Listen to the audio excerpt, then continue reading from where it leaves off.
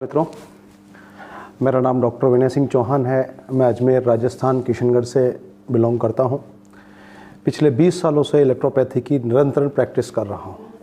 अच्छे पेशेंट देखे हैं और काफ़ी अच्छा एक्सपीरियंस और अच्छा रिजल्ट लिया है। मैं डायल्यूशंस के ऊपर ज़्यादा काम करता हूं। स्टोन और स्किन डिजीज़ के मेरे पास बहुत आए पेशेंट हैं।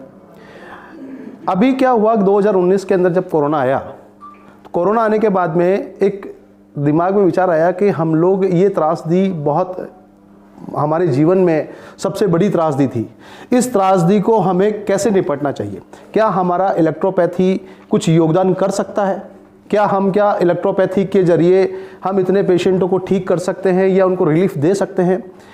इसी चीज़ को लेकर एक छोटी सी जर्नी शुरू करी, रिसर्च करी, तो मालूम पड़ा स्क्रोफिलोसोवन और वर्मीफ्यूगोवन एक मेडिसिन ऐसी हैं जो हमारे रेस्पिरेटरी सिस्टम के ऊपर काम करती है, और इनकी 2000 की यदि डोज हम 1 ड्रॉप में इनको पिलाएं पेशेंट को, तो कुछ हद तक उनको क्या है कि इम्यूनिटी उनकी डेवलप हो सकती है। तो इम्यूनिटी बूस्टर के रूप में हमने काम शुरू किया।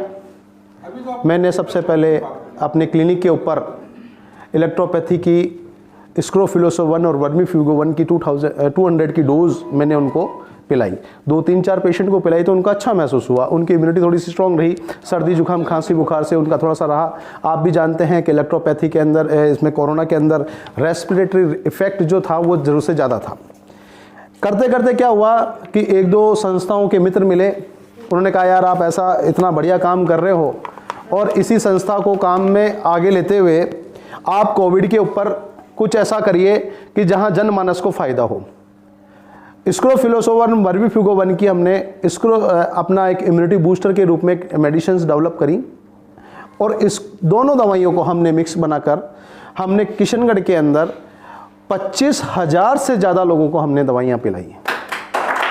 उसका रिजल्ट ये है कि कोरोना के अंदर, ये मैं आपको बताना चाहूँगा, प्रोजेक्ट होता तो मैं बताता, जिसके अंदर अलग अलग संस्थाओं ने एक एनालिसिस किया है, जिसके अंदर हमारे 2 क्लिनिक हैं हमारे, Bhavani clinic and research centre एक मैं चलाता हूं, एक हमारे मित्र डॉक्टर प्रवीण जी गुप्ता हमारे साथ आए हुए हैं, वो चलाते हैं। इन दोनों क्लिनिकों के ऊपर हमने करीबन 25 कार्यक्रम किए। 18,762 लोगों को हम लोगों ने दवाइयाँ पिलाई। उसमें से 18,733 लोग एकदम स्वस्थ थे। उनको किसी भी प्रकार का कोविड फर्स्ट और कोविड सेकेंड के अंदर किसी प्रकार का कोई इन्फेक्शन नहीं आया। आज दिन तक वो बिल्कुल स्वस्थ है। 13 लोगों को सर्दी जुकाम खांसी बुखार हुई। हमने ये डाटा 3 एनालिटिक रिपोर्ट के द्वारा दी। हमने क्या किया, किसी पेशेंट को दवाई पिलाई तो एक बार उसको 3 दिन में, एक दिन फर्स्ट डे पिलाया, उसके बाद 3 दिन बाद, 7 दिन बाद, और उसके बाद में 1 महीने बाद हमने उनकी ऑथेंटिसिटी डाटा एनालिसिस एक फार्म के रूप में हमने उनको लिया, और उनके देखा केवल 18,762 में से केवल मात्र 2 पेशेंट कोरोना पॉजिटिव हुए। उनका फिर हमने कोरोना ट्रीटमेंट किया। आपको पता है कि कोरोना माइल्ड, मॉडरेट और सीवियर कंडीशन के अंदर था। उस समय कंडीशन ये थी कि हमारे सामने ये बीमारी पहली बीमारी थी, हम इसको पूरी तरीके से समझ नहीं पा रहे थे। तो उसके बाद में फिर हमें वो लगा कि ये सीवियर पेशेंट है, तो हमने उनको गवर्नमेंट को उनको रेफर कर दिया, भाई हम इसके ऊपर काम नहीं कर सकते। तो 2 पेशेंट को कोरोना पॉजिटिव हुआ।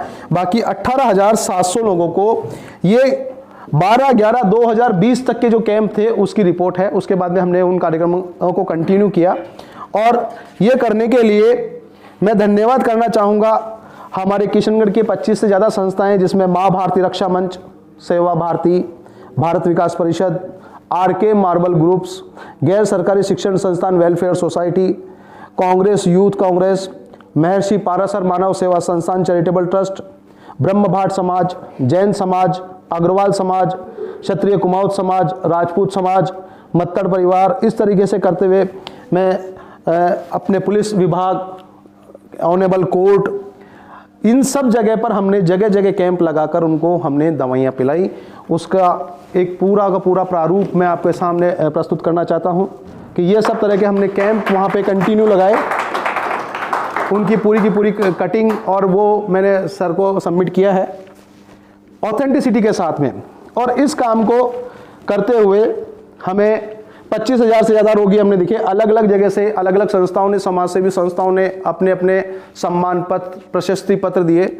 मैं मानता हूं कि इस गंभीर बीमारी में, इस गंभीर समस्या के अंदर हमने इन चीज़ों को बहुत गंभीरता से लिया और देखा, और इसी काम को करते हुए किशनगढ़ के अंदर, राजस्थान के अंदर इसको माननीय हमारे राज्यपाल महोदय ने, हमने इस पूरी को एक पुस्तक बंद, किताब बंद तरीके से हमने इस पुस्तक बनाई है। इसका इनॉग्रेशन जो किया इस बुक का, वो राजस्थान के राज्यपाल महोदय ने किया था। ये उसकी कुछ तस्वीरें हैं।